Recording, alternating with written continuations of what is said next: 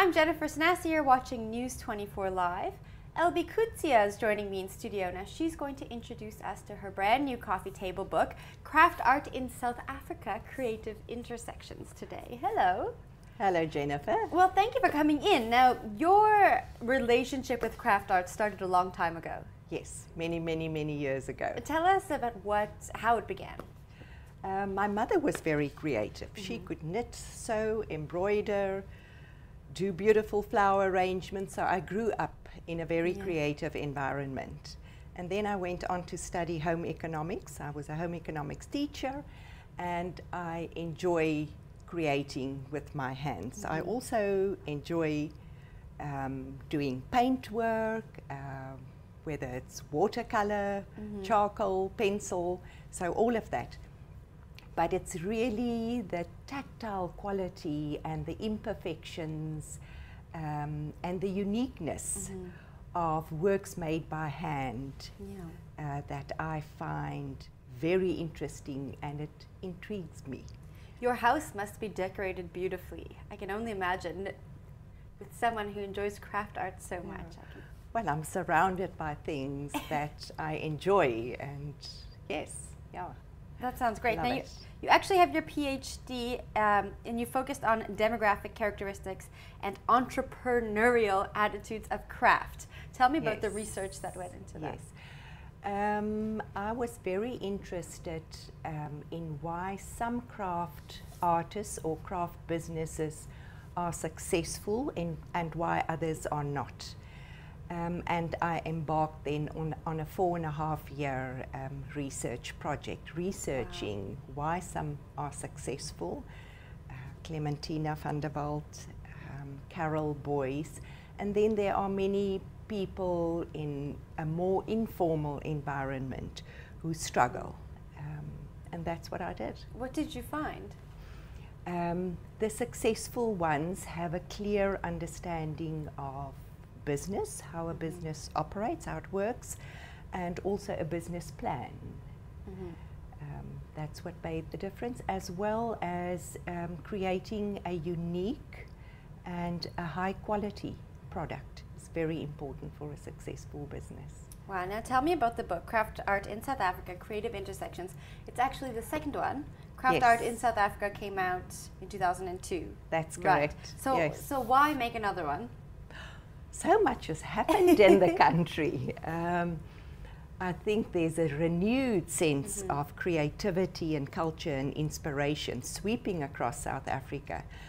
I mean, this is obvious in just what's taking place in Cape Town, the forthcoming Design Indaba, Cape Town Art Fair, the Design Guild exhibition, William Kentridge's new performance exhibition. So many new things, and I think craft artists have really continued and maintained their artistic integrity with determination, perseverance, passion, and profundity. And I want to celebrate and share that with people in South Africa because it makes me proud. Now tell us about what we're going to read in these pages. I know there's beautiful craft art, but we actually get to learn about the people who make the art. Tell us about how you found these people. I keep diaries about what I see, and I think it's obvious that one sort of relates to things that open your eyes and speak to you.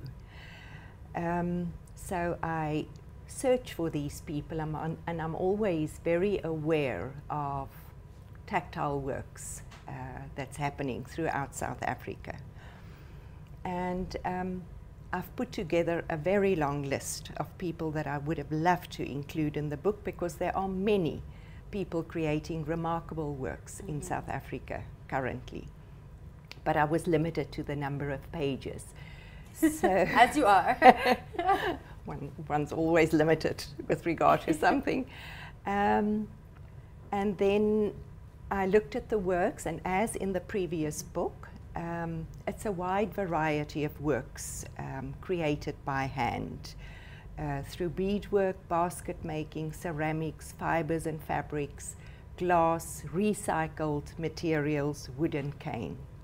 Wow. Now, I know this is going to be a really hard question for you, but if you had to pick one type of craft work or your favorite piece in this book, what would it be? I think the most tactile one, and you can guess that. Okay, you leave us guessing. Now, is there one particular person's story that stands out for you in this book? I think one that many people would be aware about is Warhorse, the Handspring Puppet Company. For them to have achieved what they did in the international world is so remarkable and commendable. And they've been doing it for so many years overseas, and we weren't actually so aware of it. Yeah. We knew something about it, but not the extent to what they have achieved, the prestige, the recognition. Mm-hmm.